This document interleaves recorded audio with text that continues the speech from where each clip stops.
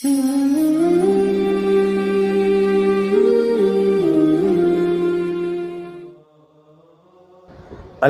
لله نحمده ونستعينه ونستغفره ونؤمن به ونتوكل عليه ونعوذ بالله من شرور أنفسنا ومن سيئات أعمالنا من يهده الله فلا مضل له ومن يضلله فلا هادي له ونشهد أن لا إله إلا الله وحده لا شريك له ونشهد أن سيدنا وسندنا وحبيبنا ولبيبنا وشفيعنا وهادينا ومرشدنا وقاعدنا وإمامنا وإمام أنبيائنا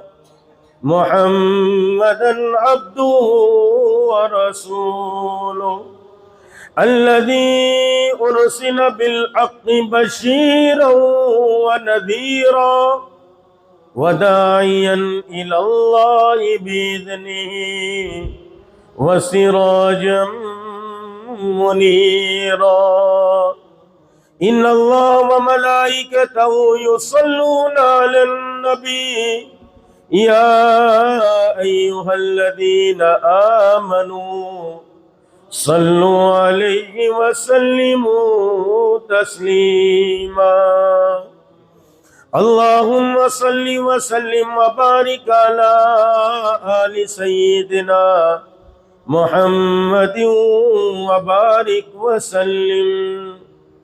قابل احترام عزیز دوستوں اور بزرگوں، اللہ رب العزت نے اس عالم فنا کو بہت تھوڑے دنوں کے لیے بنایا ہے۔ یہ دنیا عالم فنا ہے اور اس کی ہر چیز فنا ہو جانے والی ہے، اور آخرت یہ دار البقا ہے اور اس کی ہر چیز باقی رہنے والی ہے۔ اللہ رب العزت نے دنیا میں جو کچھ بنایا ہے وہ بہت تھوڑے دنوں کے لیے بنایا ہے، اور آخرت میں اللہ نے جو بنایا ہے وہ ہمیشہ ہمیش کے لیے بنایا ہے۔ یہ دنیا محنت کرنے کی جگہ ہے اور آخرت آرام کرنے کی جگہ ہے۔ دنیا کام کرنے کی جگہ ہے اور آخرت عیش کرنے کی جگہ ہے۔ اب ظاہر بات ہے، جو کام کرنے کی جگہ پر کام کرتا ہے اس کو آرام کی جگہ پر آرام ملتا ہے۔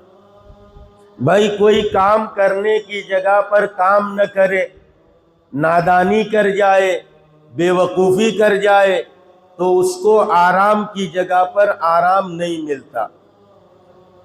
یہ دنیا جس دن سے اللہ رب العزت نے بنایا ہے اس دن سے لے کر آج تک اس دنیا کو اللہ رب العزت نے نظر التفات سے دیکھا نہیں، محبت بھری نگاہ سے دیکھا نہیں۔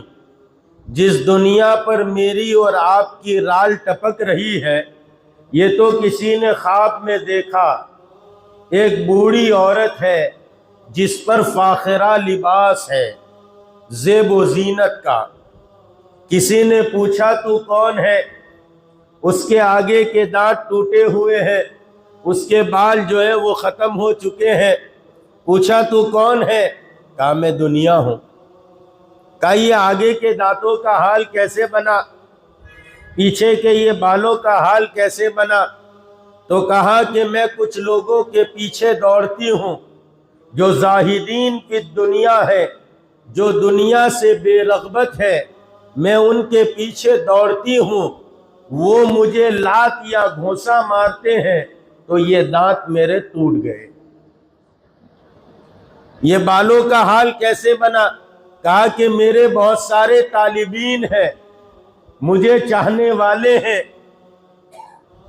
وہ میرے پیچھے دوڑتے ہیں تو یہ بال ٹوٹ کے ان کے پاس چلا جاتا ہے۔ اس لیے کہ جس دنیا میں اللہ رب العزت نے مجھے اور آپ کو بھیجا ہے، اس دنیا کو اللہ رب العزت نے جو ہے وہ ایسا مزین کیا ہے کہ اس کی تزیین کے پیچھے ہر آدمی للچاتا ہے،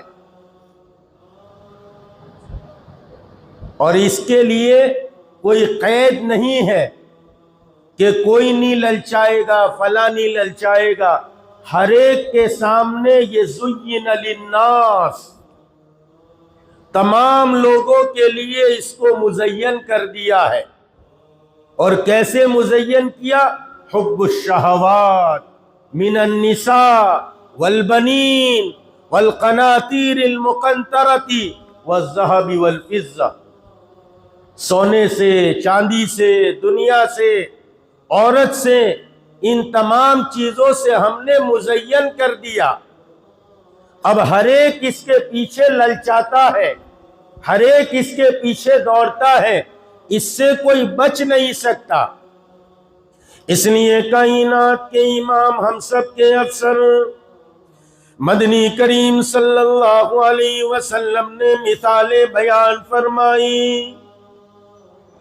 اور لوگوں دنیا کی خبریں پڑھتے ہو، دنیا دار کی داستانیں سنتے ہو، ذرا کائنات کے امام نے جو مثالیں بیان فرمائی ہیں غور تو کیجئے، سنیے تو صحیح کیا مثال بیان فرمائی۔ اور کائنات کے امام نے واقعات بیان فرمائے۔ زین للناس حب الشہوات من النساء والبنین، کہا یہ دنیا کو رب کریم نے مزین کر دیا ہے، اولاد دے دی، عورت دے دی، تمام تر چیزوں سے مزین کر دیا، اور اس سے کوئی بچ نہیں سکتا۔ من للناس، لوگوں کے لیے۔ ایک واقعہ حضور پاک علیہ السلام نے بیان فرمایا۔ بنی اسرائیل کا زمانہ ہے، حضرت موسیٰ علیہ السلام کا زمانہ ہے۔ کائنات کے امام فرماتے کہ حضرت موسیٰ علیہ السلام کے زمانے میں ایک شخص ہوا کرتا تھا جو مستجاب الدعوات ہوا کرتا تھا، جس کی دعائیں قبول ہوتی تھی، بس زبان ہلائے اور رب کریم اس کی دعا کو قبول کر لیتے تھے۔ بلعم باعورہ نام تھا، مستجاب الدعوات تھا۔ قوم ایک دن گئی بلعم باعورہ کے پاس اور کہنے لگی حضرت آپ دعا کر دیجئے، موسیٰ علیہ السلام جو باتیں کہتے ہیں ہم کو پسند نہیں آتی، آپ دعا کر دیجئے کہ موسیٰ علیہ السلام کا خاتمہ ہو جائے۔ بلعم باعورہ کہنے لگا استغفر اللہ، موسیٰ اور نبی کے بارے میں بد دعا کروں؟ چلے گئے۔ دوسرے دن پھر آئے کچھ ہدیے تحائف لے کر۔ زین للناس حب الشہوات، اللہ نے اس دنیا کو مزین کر دیا ہے، مال، دولت، اولاد۔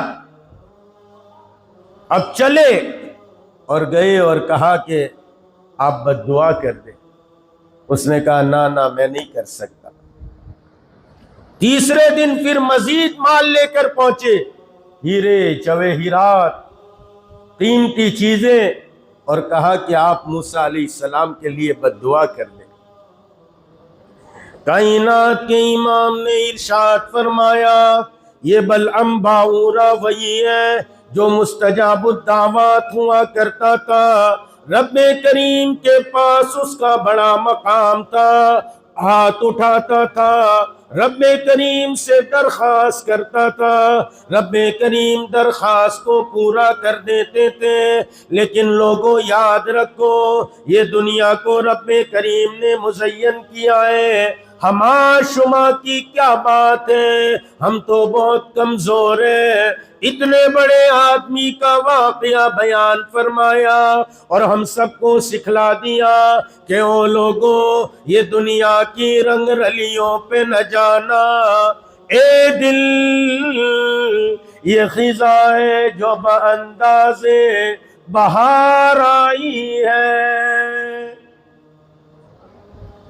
نہ دنیا نہ دولت نہ دھن جائے گا، فقط ساتھ تیرے کفن جائے گا، 2 گز زمین کا ٹکڑا چھوٹا سا تیرا گھر ہے۔ لیکن اس دنیا کی چمک دمک نے، اس دنیا کے مزین ہونے نے بلعم باورا کو لپیٹ میں لے لیا۔ وہ سارے ہدیے طائف دیکھ کر خوش ہونے لگا کہ مال ملے گا۔ آج بھی دنیا میں ایسا ہی چل رہا ہے۔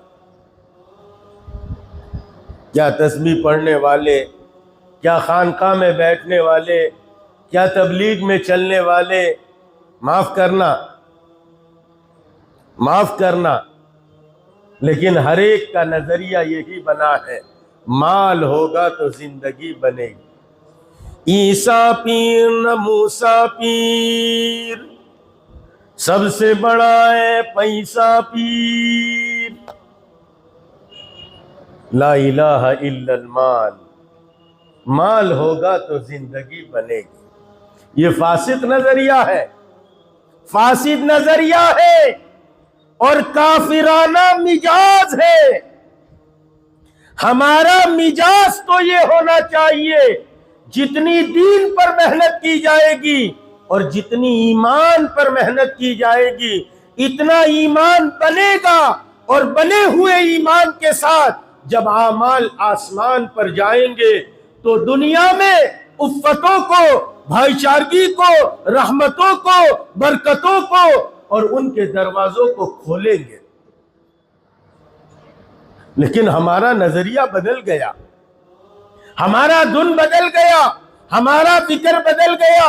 اہل دنیا کے ساتھ رہتے رہتے اور گیدڑوں کے ساتھ رہتے رہتے اور بنیوں کے ساتھ رہتے رہتے ہمارا مزاج بھی بدل گیا۔ کیوں؟ اللہ نے دنیا کو مزین کیا ہے۔ بلعم باورا ہے، مستجاب الدعوات ہے۔ تم لوگ بیٹھ جاؤ یا چلے جاؤ۔ ابو جہل کے سب دشمن ہمارے دشمن کیوں بن رہے؟ تم ابو جہل کے بنو تو اچھے لگتے تھے۔ تو بلعم باورا اس دنیا کی جو ہے وہ محبت میں آ گیا۔ سارے ہدیے طائف لے کر پہنچ گئی۔ قوم کہنے لگی موسیٰ کے بارے میں بد دعا کر دیجئے، یہ باتیں جو کہتا ہے، احکام سناتا ہے، ہمیں پسند نہیں آتے۔ حق بات کہی جاتی ہے تو لوگوں کو پسند نہیں آتی۔ ہاں، ناصحہ مت کر نصیحت، دل میرا گھبرائے ہیں۔ ناصحہ مت کر نصیحت، دل میرا گھبرائے ہیں، سمجھوں میں اسے اپنا دشمن جو مجھے سمجھائے۔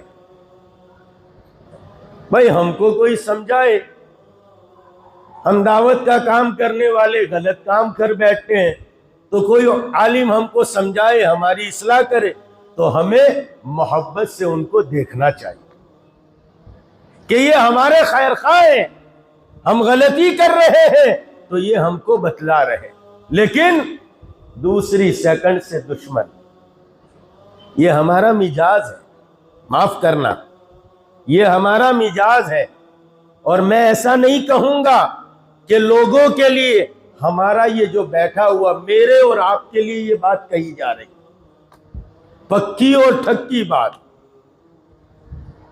اب بلعم باورا موسیٰ علیہ السلام کے خلاف، دنیا دیکھی مال و دولت اس کے سامنے آیا، مال کی ریل پیل آئی، مال کی چمک دمک آئی۔ لوگوں غور کرو، جب ہم غربت میں تھے، جب ہم غریب تھے، ہم اللہ کے دین کی محنت کتنی کیا کرتے تھے۔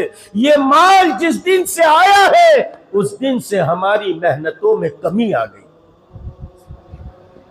ایسے ہی نہیں فرمایا، کائنات کے امام نے ارشاد فرمایا ساری دنیا کی امتوں کا ایک فتنہ ہے، میری امت کا فتنہ مال ہے۔ مجھے میری امت کی غربت کا ڈر نہیں ہے، اس بات کا ڈر ہے اس کے پاس مال آ جائے گا۔ خیر بات آگے نکل جائے گی۔ مال لے کر پہنچ گئے، کہا موسیٰ کے بارے میں بد دعا کر دیجئے۔ مال ہر ایک کو اچھا لگتا ہے، بلم باورا نے دیکھا بڑا خزانہ ہے، بڑا مال و دولت آیا ہے، ابھی تو ہاتھ اٹھائے۔ زبان پر لفظ آیا یا اللہ، منہ لفظ میم آیا، موسیٰ بھی نہیں کہہ سکا، اور اس کی زبان کو اللہ نے کتے کی طرح نیچے کھینچ دیا۔ یہاں تک کہ مفسرین نے لکھا ہے اس کی ناف تک جو ہے اس کی زبان چلی گئی۔ کہاں مستجاب الدعوات تھا، اور کہاں اس حال میں کہ مرا تو اسی حال میں دنیا سے گیا۔ اس لیے جس دنیا میں اور آپ رہ رہے ہیں، یہ دنیا کام کرنے کی جگہ ہے، آخرت یہ آرام کرنے کی جگہ ہے۔ دنیا محنت کرنے کی جگہ ہے اور آخرت آرام کرنے کی جگہ ہے۔ ہم سب تو آخرت کو بھول گئے ہیں، اتنا بھولے ہیں کہ ہم مسجد میں بھی آتے ہیں تو عادتاً چلے آتے ہیں، ہمارے سامنے اپنی آخرت نہیں آتی۔ مسجد میں آتے ہیں عادتاً چلے آتے۔ اس سے آگے کی بات کہوں تو غلط نہیں، جب دنیا کی محبت دل میں آتی ہے تو آدمی قبرستان میں ہے۔ کہاں ہے؟ قبرستان میں ہے، اپنے بھائی کو لے کر پہنچا ہے، اپنے بھائی کو دفن کرنا ہے۔ آپ دیکھو گے 5-5, 6-6, 7-7, 10-10 کی ٹولیاں بن کے لوگ کھڑے ہیں۔ کیا حال ہے کاروبار کا، کیا حال ہے گھر کا، کیا حال ہے بیوی کا، کیا حال ہے بچوں کا۔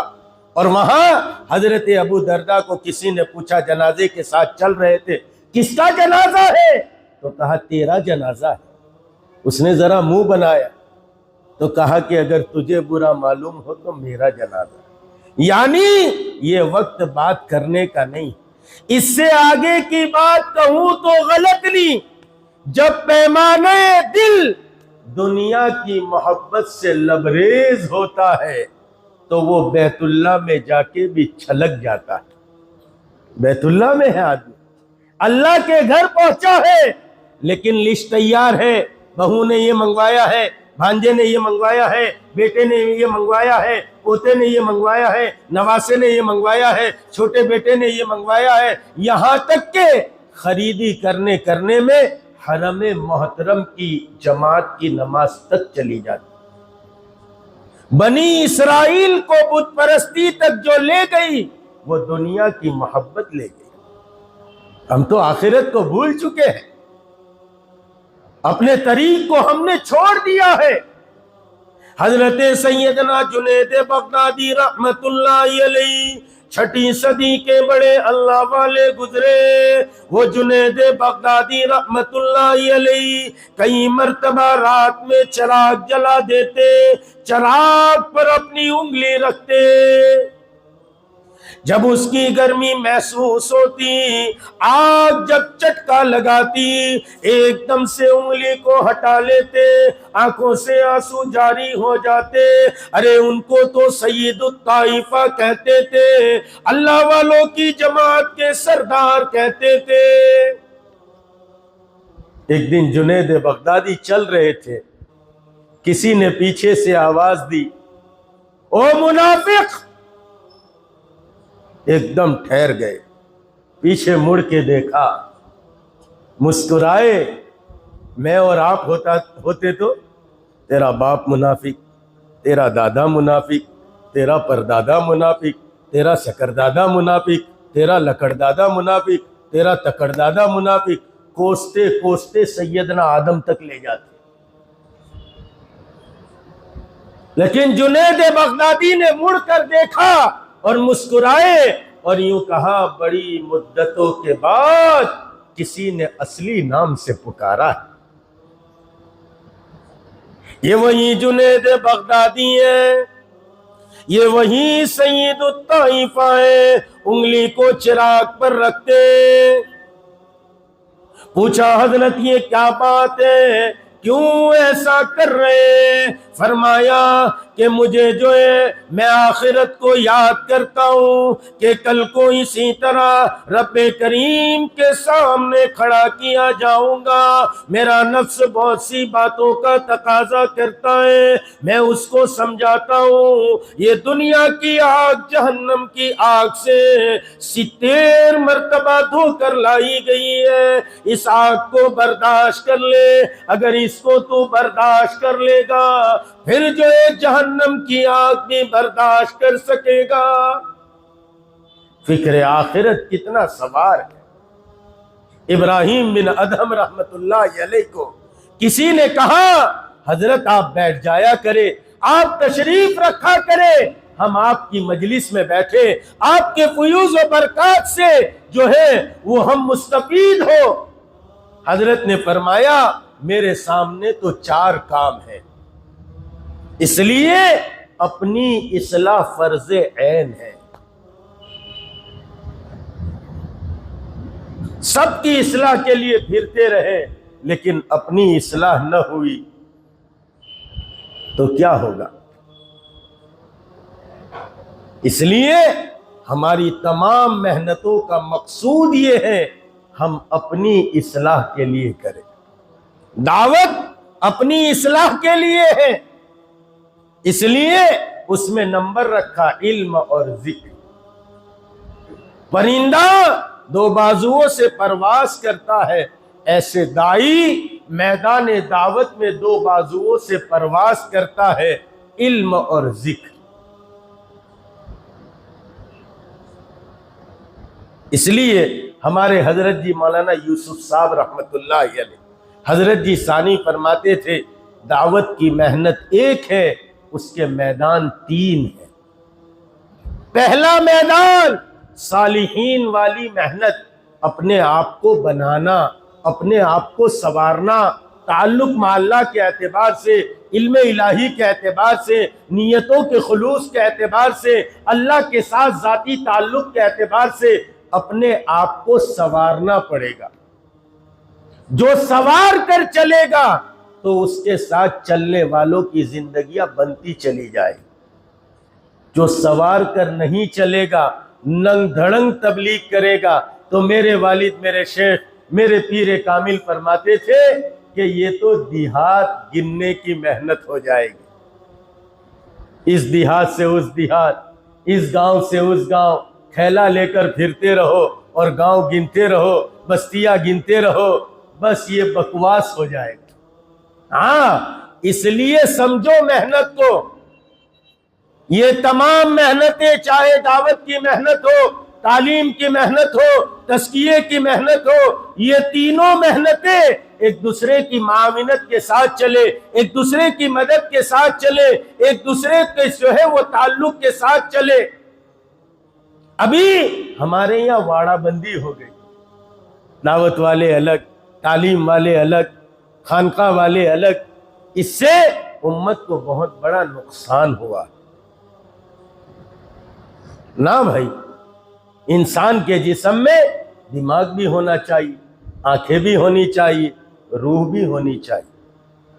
کوئی یوں کہے روح ہونی چاہیے، دماغ ہونا چاہیے، آنکھیں نہ ہو تو چلے، تو اندھا آدمی بیچارہ کبھی بس سے ٹکرائے گا، کبھی رکشا سے ٹکرائے گا، کبھی کھڈے میں گرے گا، کبھی کسی غیر محرم سے ٹکرا جائے گا.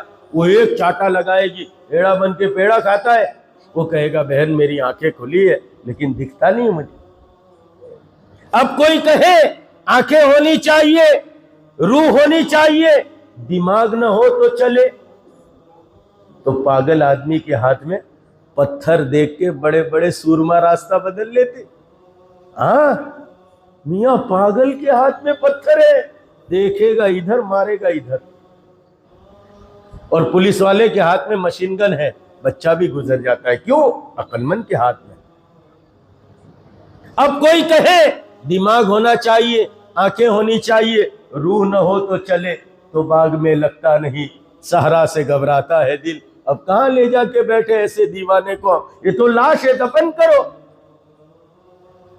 تو روح بھی ہونی چاہیے، دماغ بھی ہونا چاہیے، آنکھیں بھی ہونی چاہیے، ایسے ہی دعوت بھی چلنی چاہیے، تعلیم بھی چلنی چاہیے، تزکیہ بھی چلنا چاہیے۔ دعوت کی عظیم محنت جب چلے گی تو لوگوں میں طلب پیدا ہوگی، یہ مزاج بنے گا کہ دین میں ہی کامیابی ہے، اور تعلیم کے ذریعے سے عمل کی شکل صحیح ہوگی، مدارس کے ذریعے سے۔ اس لیے مدارس میں امت کے خواص تیار ہوتے، خانقاہوں میں ایسے صاحب نسبت لوگ تیار ہوتے ہیں جن کی قوت ولایت سے علاقوں کے علاقے اور قومیں کی قومیں ہدایت کی طرف پلٹا کھاتی۔ عبد القدوس گنگوہی رحمت اللہ علیہ ہمارے سلسلے کے مقدمین اولیاء میں ہیں، امبالہ میں رہتے تھے، گنگو کے تھے۔ ایک دن گنگو والے آئے، کہا حضرت اپنے گاؤں گنگو میں ایک جوگی آیا ہے، اس نے بہت شور مچایا، لوگوں کو گمراہ کرتا ہے، چلو علاج کرو کچھ۔ حضرت گئے وہاں تو دیکھا ایک مٹھ بنا ہوا تھا، چھوٹا سا، ایک آدمی اس میں بیٹھ سکتا ہے۔ حضرت نے چاروں طرف گھوم پھر کر دیکھا تو نہ کوئی کھڑکی ہے نہ کوئی دروازہ ہے، ایک چھوٹا سا سوراخ ہے۔ حضرت سمجھ گئے کہ یہ ہوا بن کے جاتا ہے۔ حضرت بھی ہوا بن گئے، اندر چلے گئے۔ جیسے ہی اندر گئے اس نے دیکھا، کہا ہاں تم ہی اس قابل تھے کہ میرے چیلے بنائے جاتے۔ حضرت نے فرمایا بھائی تیرے پاس اور کیا کمال ہے، تو بھی ہوا بن کے آیا، میں بھی ہوا بن کے آیا، تیرے پاس کوئی اور کمال ہو تو بتا۔ تو اس نے کہا میں پانی بھی بن جاتا ہوں۔ کہا بن جاؤ، میں بھی پھر بنوں گا۔ جب تم پانی بنو گے ہم رومال کا ایک سیرا ڈبو لیں گے، اور جب ہم پانی بنے تو تم دوسرا سیرا بھگو لینا۔ اب وہ جوگی پانی بنا، حضرت نے رومال کا سیرا بھگو لیا، پھر حضرت بھی پانی بن گئے تو پھر اس نے یہ سیرا ڈبو لیا۔ پھر حضرت نے کہا دونوں کو سونگھو، تو اس کے سیرے میں بدبو آ رہی تھی کفر کی، اور حضرت کے پانی میں خوشبو آ رہی تھی ایمان کی۔ پھر حضرت نے کہا کہ بتاؤ اب کون چیلا بنے؟ وہ گرو کہنے لگا چیلے چیلے کی بات چھوڑو، کلمہ پڑھاؤ لا الہ الا اللہ محمد الرسول۔ خانقاہوں میں ایسے صاحب نسبت لوگ تیار ہوتے، اس لیے تینوں محنتیں چلے، ایک دوسرے کی معاونت کے ساتھ چلے، ایک دوسرے کی مدد کے ساتھ چلے۔ جب تینوں محنتیں ایک دوسرے کی معاونت کے ساتھ چلے گی، ایک دوسرے کی مدد کے ساتھ چلے گی، اپنے ذہنوں کی خشکیوں کو ختم کرو۔ ہمارے حضرت مولانا محمد قمر الزمان صاحب الہ آبادی دامت برکاتہم فرماتے ہیں کہ میں یوں کہتا ہوں خشک عالم کو، خشک مولوی کو تصوف اور خانقاہ سمجھ میں نہیں آتی۔ میرے والد میرے شیخ یوں فرماتے تھے، میں یوں کہتا ہوں خشک تبلیغی کو خانقاہ سمجھ میں نہیں آتی۔ ہاں حالانکہ حضرت جی وہاں الیاس صاحب نے نمبر لگایا ہے، علم اور ذکر یہ دو بازو ہیں۔ اس لیے ہم سب کو وہ تمام محنتیں جو حضور پاک علیہ السلام کی نیابت میں ہم سب کو ملی ہے، اور ہم سب کے ذمے یہ کام آیا ہے، ہم نے تو اپنی ذمہ داری کو ہی چھوڑ دیا۔ ہم سمجھتے ہی نہیں ہماری ذمہ داری کیا ہے، ہم یوں سمجھتے ہیں ہم دنیا میں آئے ہیں کھانے پینے کمانے کے لیے اور کما کر دنیا سے چلے جائیں گے۔ عزیزان محترم، یہ زندگی گزارنے کے لیے نہیں ہے، یہ زندگی تو بنانے کے لیے ہے۔ ہم ایک ذمہ داری کے لیے اس دنیا میں بھیجے گئے ہیں اور اللہ نے ہمیں بھیجا ہے۔ صحابہ ڈنکے کی چوٹ اس بات کی اعلان کرتے تھے، اس لیے صحابہ اپنے 3 جملے کہا کرتے تھے: ہم مومن ہیں، ہم مجاہد ہیں، ہم مہاجر ہیں۔ ہم تو اپنے آپ کو بھیجا ہوا ہی نہیں سمجھتے۔ صحابہ اپنے آپ کو بھیجا ہوا سمجھتے تھے۔ بڑے بڑے بادشاہوں کے میدان میں، بڑے بڑے بادشاہوں کے دربار میں جاتے تھے اور ڈنکے کی چوٹ اعلان کرتے تھے: ہمیں اللہ نے تمہاری طرف بھیجا ہے، اور اللہ نے بھیجا ہے اور اس لیے بھیجا ہے تاکہ ہم تمہیں ادیان باطل سے نکالے اور دین حق میں داخل کرے، 360 کی غلامی سے نکالے، ایک اللہ وحدہ لا شریک کی غلامی میں داخل کرے۔ اس لیے اللہ نے ہمیں تمہاری طرف بھیجا، اور اللہ نے بھیجا۔ ربیع بن عامر رضی اللہ تعالیٰ عنہ رستم کے دربار میں پہنچے۔ اس زمانے کی رستم کی طاقت جیسے اس زمانے میں امریکہ اپنے آپ کو کہتا ہے، ایسے اس زمانے کی رستم کی طاقت ہوا کرتی، کیسر و کسریٰ کی۔ وہ سمجھتا تھا کہ محمد کے قاصد آنے والے ہیں۔ اس نے اپنے محل سے 1.25 کلومیٹر تک وہ قالین بچھوائی اور آزو بازو اپنے وزیروں کو کھڑا کیا۔ ہر ایک کے ہاتھ میں ننگی تلوار ہے، ایک کی تلوار ادھر، دوسرے کی ادھر کمان بنی ہوئی۔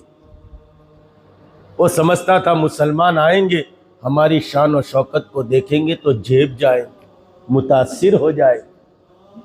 اقبال کہتے ہیں: شان آنکھوں میں نجٹتی تھی جہاں داروں کی، شان آنکھوں میں نجٹتی تھی جہاں داروں کی، کلمہ پڑھتے تھے ہم چھاؤں میں تلواروں کی۔ کوئی بدظن ہوتا تو بگڑ جاتے تھے، پاؤں شیروں کے بھی میدان سے اکھڑ جاتے تھے، کسی سے متاثر نہیں ہوتے تھے۔ ربیع ابن عامر رضی اللہ تعالیٰ عنہ رستم کے دربار میں پہنچ گئے۔ وہ سمجھتا تھا ہماری شان و شوکت کو دیکھیں گے۔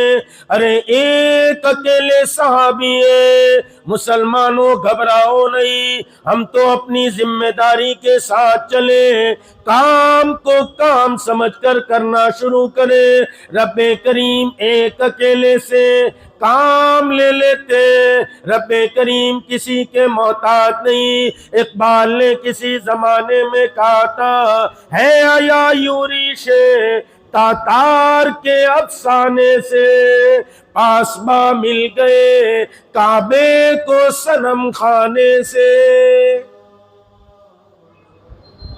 اقبال کا یہ شعر چند دنوں پہلے بہت یاد آیا۔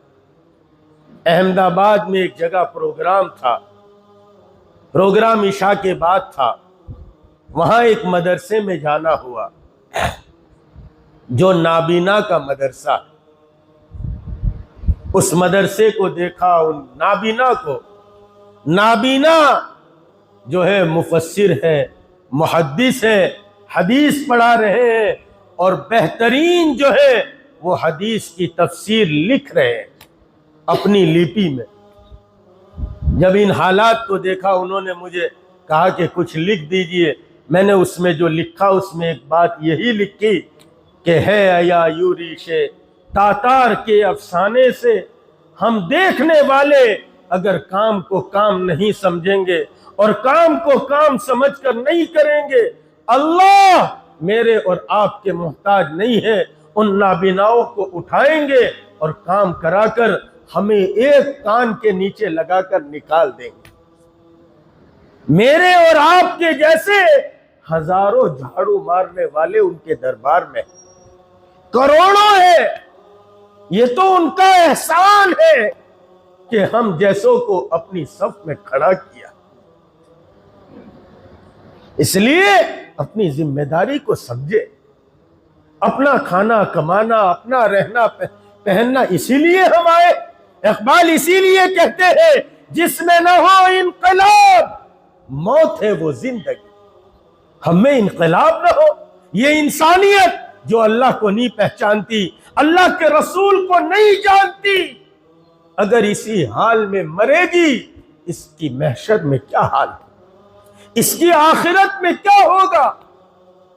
ہمارے دل میں یہ انقلاب نہ ہو کہ دنیا میں ریولیوشن آنا چاہیے, دنیا میں جو ہے وہ تبدیلی آنی چاہیے, دنیا میں لوگ اپنے خالق اور مالک کو پہچاننے چاہیے. یہ جذبہ ہمارے اندر میں آنا چاہیے. اقبال کہتے ہیں جس میں نہ ہو انقلاب موت ہے وہ زندگی. وہ تو چلتی پھرتی لاش ہے. بچوں پہ بچے ہم پیدا کر رہے, دکان پہ دکان بنا رہے, مکان پہ مکان بنا رہے, تو چلتی پھرتی لاش ہے. اسی لیے اقبال آگے پیش کرتے ہیں جس میں نہ ہو انقلاب موت ہے وہ زندگی. پھر کہتے ہیں روح امم کی حیا کشمکش انقلاب. اس امت کی حیات انقلاب ہے. ہم اس وقت تک اس دنیا میں زندہ اور جاوید قوم بن کر رہ سکتے ہیں جب تک کہ ہمارے اندر یہ انقلاب ہوگا. اس لیے آپ غور کرو,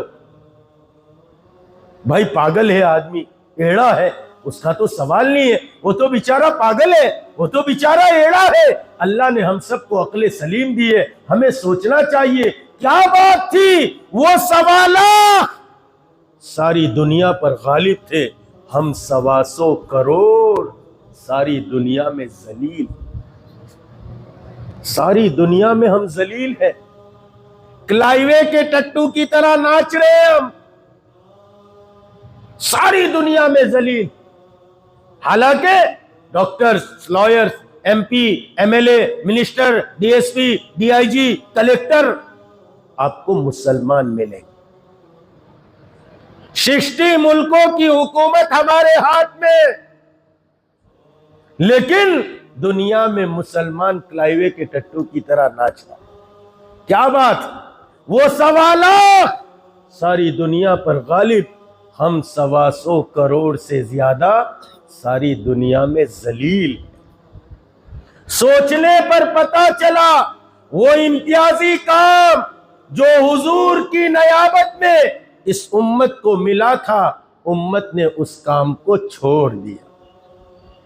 میں نہیں کہتا ایشیا کے بہت بڑے محدث اور اپنے زمانے کے قطب الاقطاب حضرت مولانا محمد زکریا کاندھلوی رحمت اللہ علیہ فرماتے ہیں, لکھتے ہیں اپنی کتاب میں, عوام نے تو دعوت کے کام کو چھوڑ دیا, خواص کے نزدیک بھی متروک ہو گیا. اب کام کرے کون؟ گنڈا سنگھ کرے, چرچل کرے, یا پھر جبریل امین جماعت لے کے آ گئے. بھائی کام کون کرے؟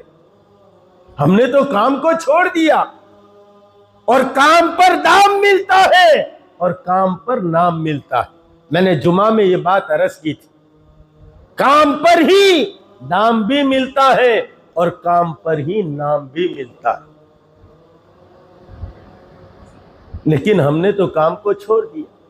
اس لیے اقبال کہتے ہیں تجھے تیرے آبا سے کوئی نسبت ہو نہیں سکتی, تو سراپا گفتار, تو خالی باتیں کرتا ہے. نندربار کی جامع مسجد میں مرکز میں بیٹھے سیف اللہ خان تو ایسا لگتا ہے جیسے ابھی جبریل امین بن کر آیا. عمل کے میدان میں چت ہو جاتا. کرنا کچھ نہیں ہے ہم کو, نہ لگے مہندی, نہ لگے پھٹکری, اور رنگ آئے چوکھا. ہمارا سب کا نظریہ ہے کرنا دھرنا کچھ نہیں پڑے, بس ہم کو کرسی دے دو. ارے معاف کرنا, معاف کرنا, یہ تو ہے نہیں ابھی کرسی والے. ہاں آتے کم ہیں, ہم جانتے سب ہیں الحمدللہ. سمجھے؟ ارے سمجھے؟ ہاں پٹھان آدمی ہے, بالکل پکی پکی بات اور صاف صاف کہتے ہیں, ڈرتے کسی سے نہیں. ہاں تو کرنا دھرنا ہم کو کچھ نہیں ہے. حالانکہ کام نہیں کریں گے تو پھر नाम भी नहीं मिलेगा और दाम भी नहीं मिलेगा। वो मिलिट्री मैन जब नंदुरबार में आया और कहा कि देखो मेरी बहन की शादी है, मैं आया हूं, ये वर्दी मेरे पास है, ये मशीन गन मेरे पास है, क्या मैं मिलिट्री में नहीं हूं? तो सारे अक्लमंद क्या कहते हैं, तू मिलिट्री में है, ये वर्दी तेरी पहचान है, ये मशीन गन तेरा पहचान है, ये तेरा काम नहीं है। हम सब भी अपनी पहचान को लेके बैठे हैं।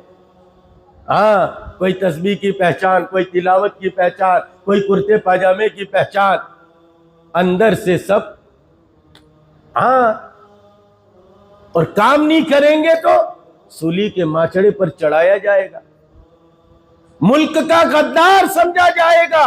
बिल्कुल ठीक इसी तरह हम काम को काम समझे, काम को खेल न समझे और तमाम मेहनतों को हम यकजा करके करें, हम काम में लग जाए। जब हम काम में लग जाएंगे, सहाबा काम में लग गए थे। रबी इब्ने आमिर रदी अल्लाह ताला नु एक अकेले तने तनाए, और लोगों घबराओ नहीं, खौफ न करो, हम तो उस कौम के और उस उम्मत के फर्दे मूसा अलैहिस्सलातु वस्सलाम की कौम में नहीं, वो मूसा थे जिन्होंने दरिया के किनारे पर कहा था क़ाल कल्ला इन्न मई रब्बी सयादीन। मूसा अलैहिस्सलाम अपनी कौम के साथ जा रहे थे, फिरौन का लश्कर पीछे और सामने समंदर आया। कौम कहने लगी कि मूसा इन्ना लमुदरकून, तूने तो हमको फंसा दिया, हम तो डूब जाएंगे, पीछे फिरौन है, आगे दरिया है। उस वक्त सैयदना मूसा ने जवाब दे दिया क़ाल कल्ला इन्न मई रब्बी सयाहदीन, हरगिज नहीं, मेरा रब मेरे साथ है, मेरा रब मेरे साथ। मूसा ने ये कहा, और कायनात के इमाम हम सब के अफसर मदनी करीम सल्लल्लाहु अलैहि वसल्लम गार में और दुश्मन गार के दहाने पर पहुंच जाता है। और लोगों, बात समझना बड़ी कीमती है, बिल्कुल करीब पहुंच जाता है। उस वक्त वफादारे पैगंबर, पैरोकारे पैगंबर, रफीके हिजरत, रफीके जन्नत, यारे गार यारे मजार सैयदना अबू बकर सिद्दीक फरमाते या रसूल अल्लाह, दुश्मन गार के दहाने पर है, जरा सा झुकेगा हमको देख लेगा। उस वक्त कायनात के इमाम जवाब देते ला तहज़न इन्नल्लाह मअना, ये नहीं कहा कि ला तहज़न इन्नल्लाह मई, घबरा मत, मेरे साथ मेरा रब है। ये नहीं कहा कि ला तहज़न इन्नल्लाह मअकुमा, हम दोनों के साथ अल्लाह है ना, ला तहज़न इन्नल्लाह मअना, हम दो के साथ। और क़यामत तक के आने वाले आखिरी इंसान तक जो भी इस दीन की मेहनत को लेकर चलेगा, उन तमाम के साथ अल्लाह की मदद है। मूसा अलैहिस्सलाम ने कहा था इन्न मई, मेरे साथ, और हुजूर ने फरमाया माना, हम सब के साथ अल्लाह है। इसलिए सहाबा दुनिया में मुल्क, माल, ओहदे, डिगरिया, इनकी बुनियाद पर नहीं चला करते थे। सहाबा दुनिया में जो चलते थे वो यकीन की बुनियाद पर चलते, वो यकीन की छांव में चल पड़े। उन्हें मंजिलों ने पनाह दी, हमें वसवसों ने डरा दिया, जो कदम कदम पे ठहर गए। हमें तो वसवसे डराते, क्या होगा बीवी का, क्या होगा बच्चों का, क्या होगा कारोबार का, चिल्ला जाएंगे, 4 महीने जाएंगे, क्या होगा। रबी इब्ने आमिर रदी अल्लाह ताला नु तने तनाए एक अकेले रुस्तम के दरबार में पहुंच गए। वो समझता था हमारी शानो शौकत देखेंगे, ये मुतासिर हो जाएंगे, लेकिन रबी इब्ने आमिर अकेले पहुंच गए। सवारी के लिए कोई बेहतरीन घोड़ा नहीं था, खच्चर पर सवार थे। पहनने के लिए कॉटन یا ٹیری کاٹن کپڑا نہیں تھا، بلکہ جو ہے وہ کنتان ڈالا ہوا تھا۔ بٹن، کاش بٹن، ڈبی بٹن، فلا بٹن، اب تو کتنے طریقے کے بٹن، یہ نہیں تھا، بلکہ ببول کے کانٹے لگے ہوئے تھے، ببول کے کانٹے۔ تلوار تھی مگر ٹوٹی ہوئی، اسی حال میں پہنچ۔ وہ اندر گیا، کہا ایک ہی آدمی آیا ہے۔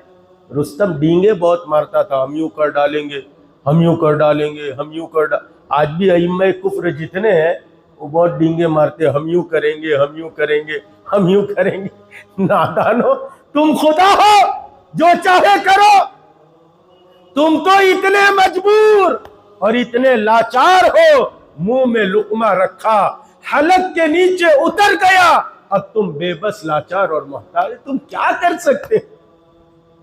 یہ تو ہمارا اندر ڈالتا ہے تو مسلمان گھبرا جاتا ہے، کیا ہوگا کیا ہوگا۔ نادان، کیا ہوگا؟ اس دنیا میں وہی ہوگا جو منظور خدا ہوگا۔ خیر، بات آگے نکل جائے گی، مجھے ختم کرنا ہے۔ رستم ڈینگے بہت مارتا تھا، اس کو کہا ایک ہی آدمی آیا ہے، ایسے ایسے کپڑے پہنے، ایسے ایسے کھچر پر سوار ہے، کہا آنے دو۔ ہاں، اندر سے ہولہ بنا تھا۔ اس وقت جتنے ائمہ کفر اندر سے ہولے بن گئے، ان کو پتا چل گیا دعوت دنیا میں چلی ہے، اب دودھ کا دودھ اور پانی کا پانی ہونے والا ہے۔ اللہ کی سنت ہے، اللہ کی عادت ہے، جب تک دعوت کو چلاتے نہیں حالات کو لاتے نہیں۔ یہ جتنی فضائے حالات کی ہے، یہ خیر کسی اور موقع پر عرض کروں گا۔ تو اندر سے بہت ہولہ بنا، اس نے کہا آنے دو۔ ربی ابن عامر چلنے لگے تو کھچر کے پیر پھسلنے لگے، قالین بچھایا تھا۔ اقبال کہتے ہیں تیری قالین ہے ایرانی، لہو مجھ کو رلاتی ہے جوانوں کی تناسائی، تیری صوفے ہے افرنگی، تیری قالین ہے ایرانی۔ شاعر مشرق اقبال کو کسی نے سمجھا نہیں۔ میرے والد میرے شیخ یوں فرماتے تھے، میں تو کہتا ہوں، میرے حضرت فرماتے تھے، میں تو کہتا ہوں کہ اقبال بہت بڑا عارف تھا۔ خود کے بارے میں بھی کہتے اقبال بڑا اپدیسک ہے، من باتوں میں موہ لیتا ہے، کردار کا غازی بن نہ سکا، گفتار کا غازی بن تو گیا۔ وہ اقبال کہتے ہیں تیری صوفے ہے افرنگی، تیرے بال جو ہے وہ انگریزوں کی طرح۔ تھوڑی سی بات نوجوانوں کو کر دوں، تیری صوفے ہے افرنگی، تیری قالین ہے ایرانی، لہو مجھ کو رلاتی ہے جوانوں کی تناسائی۔ ہمارے جوانوں کا حال دیکھو، ہمارے بڑوں نے کام کو چھوڑا ہے، ان نوجوانوں کو سمیٹنا چھوڑا ہے، نتیجے میں ان کی راتیں اپنے گھروں کے باہر گزر رہی۔ کسی کے کرکٹ کے وہ باکس کرکٹ میں، کسی کی جو ہے وہ ایران میں، توران میں۔ حالات دیکھو۔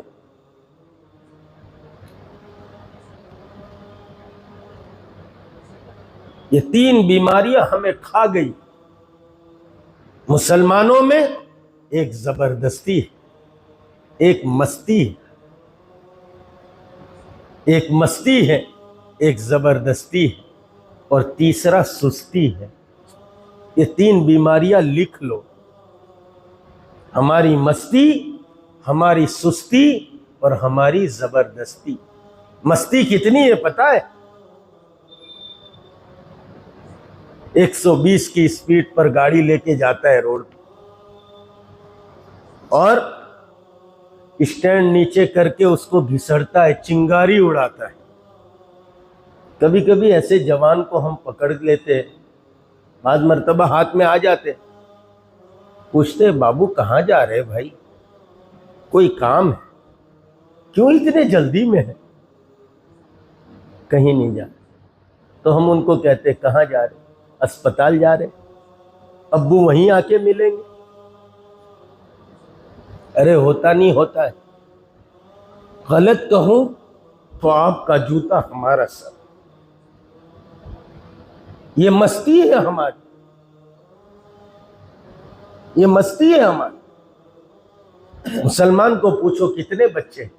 3 بچے۔ کیا کرتے؟ صبح اٹھتے ہیں جی 11-12 بجے، پھر ذرا نہا دھو کے تیار ہوتے ہیں، ان کی اماں ان کو انڈا آملیٹ کھلاتی، پھر 500 روپے دے دیتے ان کو خرچی کے، پھر کسی سیاسی آفس کے باہر جمگٹھا لگا دیتے۔ ارے ہوتا نہیں ہوتا۔ میرے والد میرے شیخ تو اکیلے میں مجھے یوں کہتے تھے، بیٹا نندوربار میں تو پیدا ہونے والا ہر بچہ پیدائشی سیاسی ہوتا ہے۔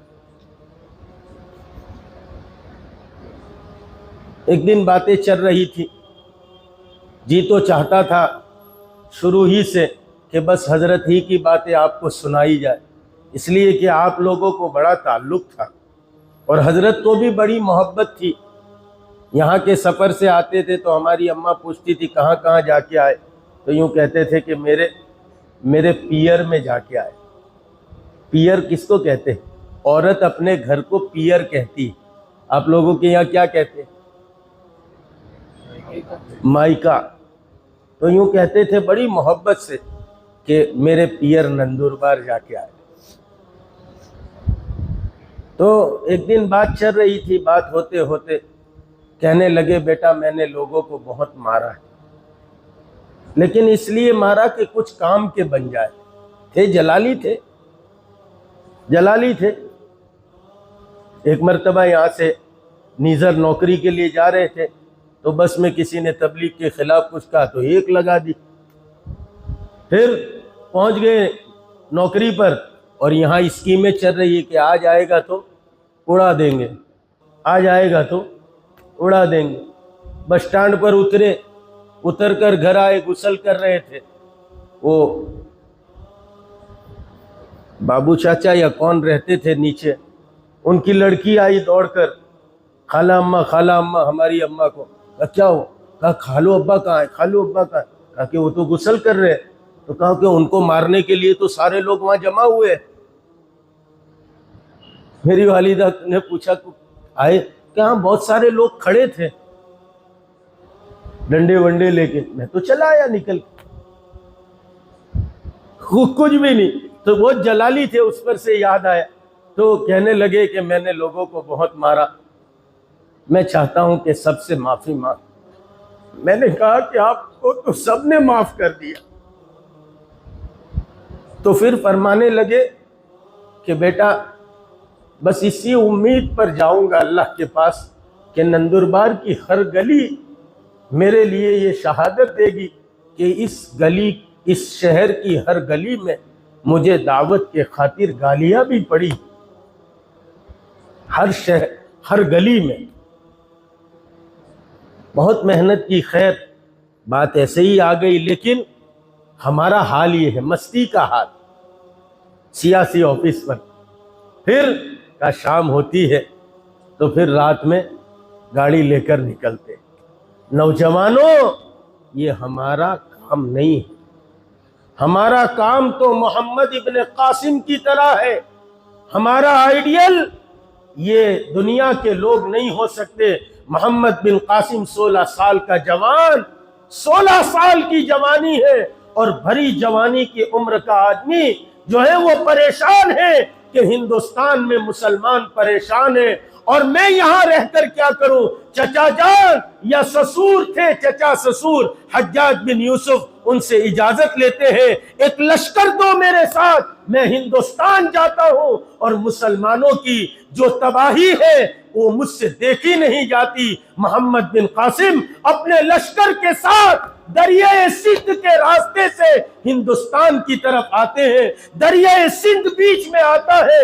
آپ تو عزم و استقلال کے پہاڑ ہو، جوانوں اپنی جوانی کو ضائع مت کرو، اپنی جوانی کو کام میں لگاؤ۔ محمد بن قاسم نے اپنی 16 سال کی جوانی کو جب کام میں لگایا ہے، اپنے تمام تر کمانڈروں کے ساتھ اور تمام تر جو ہے وہ فوج کے ساتھ جو ہے دریائے سندھ پر پہنچا ہے۔ کوئی جانے کا راستہ نہیں ہے اور دریا بیچ میں ہے، اس وقت محمد بن قاسم نے اپنی قوم کو حکم دیا اور اپنے لشکر کو حکم دیا کہ لکڑی توڑی جائے، اور تمام درختوں کو کاٹا گیا اور لکڑیاں بنائی اور ایک کے ساتھ ایک کو جوڑا اور پھر دریا پر بچھایا اور سارے لشکر کو دریا سے پار کیا، اور اس کے بعد تمام لکڑیوں کو جلا کر خاکستر کر دیا، اور یوں کہا کہ ہمیں واپسی کو جانے کا گمان نہیں ہے۔ جوانوں، آپ کی جوانی تو وہاں لگنی چاہیے، آپ کی جوانی وہاں کھپنی چاہیے جہاں حضور پاک علیہ الصلوۃ والسلام کی کھپی تھی، لیکن ہم میں یہ مستی آ گئی، سستی آ گئی۔ حالانکہ ہمیں تو چاق و چوبند بنایا تھا، اسی لیے نمازوں کے اوقات رکھے تاکہ ان اوقات میں ہم نمازوں کو ادا کریں۔ ہم چست بنے لیکن ہم سست ہیں۔ اکثر جو ہے وہ صبح صبح کی فلائٹ مجھے پکڑنی ہوتی ہے دہلی وغیرہ کے سفر کے لیے، تو ہمارے یہاں جو روڈ ہے ایئرپورٹ روڈ سورت میں، وہاں سے جب گزرتا ہوں صبح سویرے کوسمبا سے تہجد پڑھ کے نکلتا ہوں، فجر کی نماز کہیں راستے میں بھی، تو اس روڈ پر اکثر جگہوں پر جو ہے وہ ہمارے ملک کے میں رہنے والے جو بھائی ہے، یہ ملک ہمارا ہے اور اس میں ہم رہتے ہیں اور ہمارے بھائی بھی رہتے ہیں، وہ سب ورزش کرتے ہیں اور مسلمان سویا پڑا ہے، پھر کہتا کیا ہے؟ ہم سب کو پچھاڑیں گے۔ ارے بھائی، تو فجر کے لیے شیطان کو پچھاڑ نہ سکا، اپنے نفس کو پچھاڑ نہ سکا، تو کس کو پچھاڑے گا؟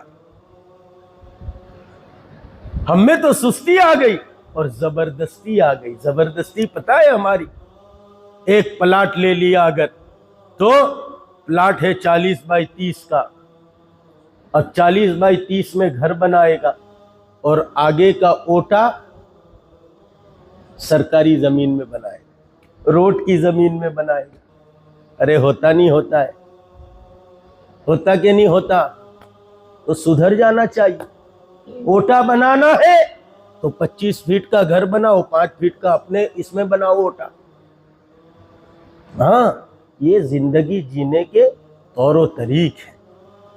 اللہ کرے کہ ہم سب کے سمجھ میں آئے۔ وقت بہت ہو گیا، اللہ تعالی ہم سب کو عمل کی توفیق عطا فرمائے۔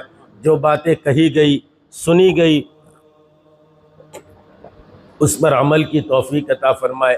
سمجھ میں نہ آئی ہو، یہی ہوں میں کل بھی، آ کے پوچھ لے، لیکن نیگیٹو نظریے سے مت سوچو۔ ہاں، ہمارے سب کا نظریہ نیگیٹو ہو گیا۔ نیگیٹو سوچ بہت خراب ہے، بہت بیکار ہے۔ بھائی میری نیگیٹو سوچ ہے تو میرے گھر کے سامنے سے مغرب کے بعد ایک آدمی جا رہا ہے شیشہ لے کے، تو میں کیا کہوں گا؟ کیسے آدمی ہے، ابھی رات ہوئی نہیں، شراب لے کے جا رہا ہے۔ لیکن میری اچھی سوچ ہے، پازیٹیو نظریہ، تو میں کیا کہوں گا کہ اس کی نانی ماں حج سے عمرہ سے آئی ہے تو زمزم لے کے جا رہا ہے۔ ہاں، نیگیٹو سوچ مت رکھو، پازیٹیو رکھو۔ نیگیٹو سوچ رکھو گے تو روز بیوی سے لڑتے رہو گے، اپنے پارٹنر کے ساتھ، اپنے سبورڈینیٹ کے ساتھ، اور پازیٹیو رکھو گے تو پھر زندگی جینے کا مزہ آئے۔ ایک کتاب ہے کشف المحجوب، بھی میرے پاس بیگ میں ہے، اس کے رائٹر اور مصنف دریا کا سفر کر رہے تھے، کشتی کا سفر تھا، اور ان کے سر پر بال نہیں تھے، سر صفا تھا۔ یہ ایام حج کی سنت ہے، لیکن اگر کوئی آدمی کٹا دے تو ٹھیک ہے، بال رکھنا یہ ہے، رکھے تو پورے ٹھیک ٹھاک رکھے، آگے سے بڑے پیچھے سے چھوٹے، حرام ہے، حرام۔ 3 گنا ایسے ہے، خیر بات لمبی ہو جائے گی۔ تو وہ سر صفا تھا، تو وہ نوجوان تھے کشتی میں، اب یہ ٹائم پاس کی چیز تو تھی نہیں، تو انہوں نے سوچا کہ میاں وقت کیسے کٹے، تو ایک نے دیکھا کہ ڈھولک تو ہے، تو ایک نے جا کے حضرت کے سر پر یوں ہاتھ رکھا، دوسرے نے جا کر ذرا، تیسرے نے جا کر، چوتھے نے ذرا زور سے، پھر تو حضرت کا سر ڈھولک بن گیا۔ صاحب نسبت بزرگ تھے، ہاں اللہ والے تھے، اللہ والوں کو پہچانو، اللہ والے تھے۔ عاطف غیب سے آواز آئی، چاہتے ہو تو ہم کشتی کو پلٹ دیں۔